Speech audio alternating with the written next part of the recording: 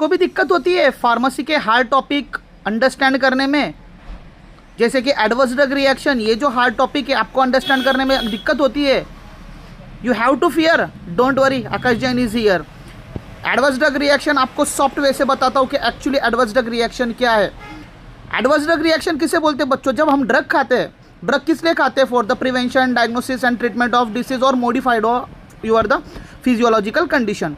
हम ड्रग इसीलिए लेते हैं, लेकिन जब हम ड्रग इसके लिए लेते हैं तो drug having a show the harmful और unintended effect, that is we have to called as a adverse drug reaction. अब डेफिनेशन क्या बोल रही है? ADR is your the harmful and unintended response to the drug. भाई कौन show कर रहा है? ये ड्रग शो कर रहा है। Okay, that occur the normal dose. हम नॉर्मल डोज किस लिए लेते हैं? For your the prevention, diagnosis and treatment of your the disease. उसके लिए पर्टिकुलरली हम क्या लेते हैं कि डोज लेते हैं, और वही डोज हमारा unwanted, harmful, unintended effect show करता है, that is we have to called as the adverse drug reaction. अब की पॉइंट की बात करें ना बच्चों, सबसे इंपॉर्टेंट की पॉइंट क्या है? It's occur the normal dose. हम नॉर्मल डोज लेते हैं तब भी ये एडीआर और हार्मफुल और अनइंटेंडेड इफेक्ट शो करता है, not the excess amount of drug. Okay, not related to the therapeutic effect of drug. ऐसे इफेक्ट शो करता है, हार्मफुल इफेक्ट और अनइंटेंडेड, जो कि थेरापेटिक इफेक्ट से कोई लेना देना नहीं होता है उसका। उसके बाद हमारा बच्चों है उसके अंदर कि may require the changes the discontinuation of drug and can be the any patient. और ये जो एडीआर ये हर पेशेंट को हो सकता है। अब इसके क्लासिफिकेशन की बात करें, अंडरस्टैंड करना बहुत ईजी है, बहुत ईजी। हमने देखा था type A B C D E. Okay, A B C D तो सबको आती है, तो एफ तक ही आपको ध्यान रखना है।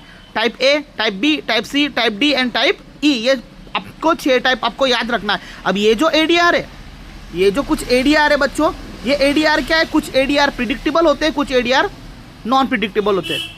कुछ एडीआर आपके प्रिडिक्टेबल होते हैं, कुछ एडीआर आपके नॉन प्रिडिक्टेबल होते हैं। तो आपके जो 6 टाइप्स है, आपके जो 6 टाइप्स के एडीआर है, उस एडीआर में से 6 टाइप के एडीआर में से कौन सा प्रिडिक्टेबल है और कौन सा नॉन प्रिडिक्टेबल है? तो इसके 6 टाइप से टाइप ए जिसको हम बोलते हैं ऑगमेंटेड, टाइप बी जिसको बोलते हैं हम बिजारे, टाइप सी जिसको बोलते हैं हम क्रोनिक, टाइप डी जिसको बोलते हैं delay, type E end of use, and type F that is we have to called as a failure. अब टाइप ए आर्गुमेंटेड, ये प्रिडिक्टेबल या नॉन प्रिडिक्टेबल है? Definitely this is you are the predictable. ये क्या है? Predictable है।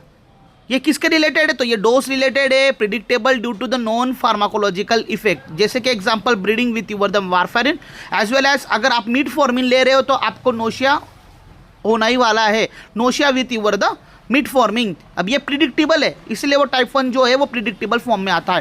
Type 2 बिजारे, type B कौन सा है?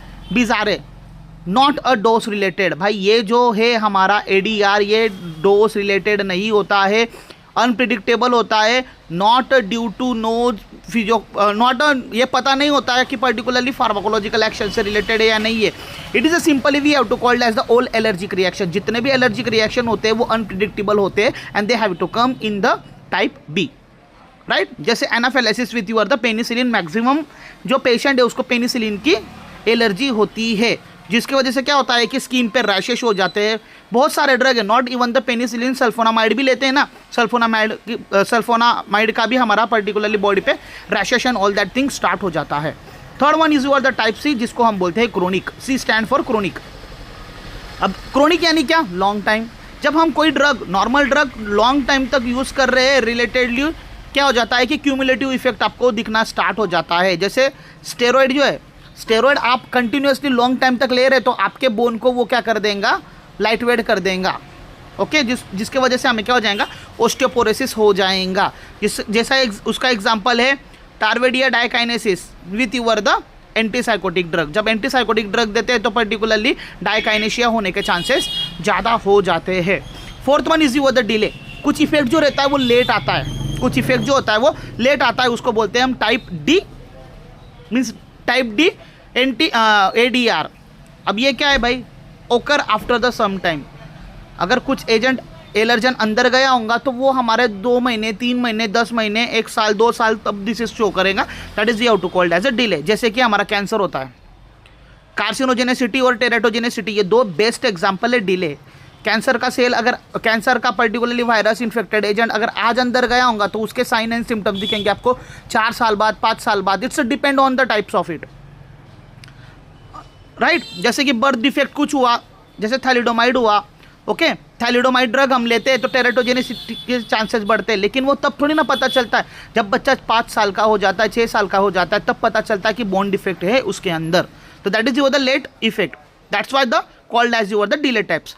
Type E end of your the use, मतलब क्या भाई, जब आपने बंद कर दिया तो विड्रॉल सिम्टम शो होने स्टार्ट हो देंगे, that is your the called as particularly E end of your the use occur the withdrawal of your the drug, जिसका एग्जांपल है हमारा rebound hypertension, it is your the one of the major example of your this particularly part. Last one is your the failure, last one is your the failure. देखो type B ये unpredictable है, बाकी के सारे आप predict कर सकते हो।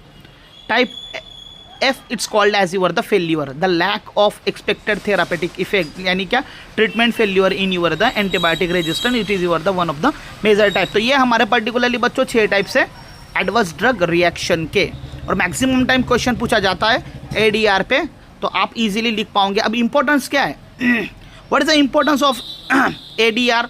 तो एडीआर में इंपॉर्टेंस हमारा क्या है, सबसे पहला इंपॉर्टेंट है भाई पेशेंट सेफ्टी, दूसरा है हमारा इफेक्टिव थेरेपी, तीसरा है prevent the morbidity and your the mortality, भाई डिसीज कम हो और डेथ रेट हमारा कम हो, okay, reduce the health care cost and help in the proper drug monitoring and your the pharmacovigilance, okay, this is your the adverse drug reaction, okay. अब इसके जो पॉजिटिव एजेंट की बात करते हैं कि किसके वजह से कॉज होता है, तो बहुत सारे पॉजिटिव एजेंट है, बहुत सारे पॉजिटिव एजेंट है, जिसमें सबसे पहला है हमारा drug interaction.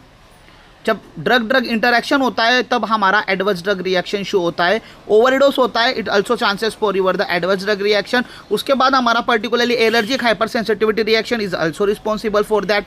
Genetic factor is also responsible for that. Age, gender, pregnancy, organ dysfunction, improper use and self medication is also involving or also causing the adverse drug reaction. Hopefully बच्चों आपको understand हुआ होगा। This is a adverse drug reaction, very shortly and very smoothly explain you, okay. तो एक बात बताओ मुझे कि आपको ये टॉपिक कैसा लगा, कमेंट सेक्शन में बताइए मुझे, और चैनल को लाइक करें, शेयर करें और सब्सक्राइब करें, और ऐसे ही फार्मा के शॉर्ट वीडियो के लिए हमारे चैनल पे बने रहें। Thank you.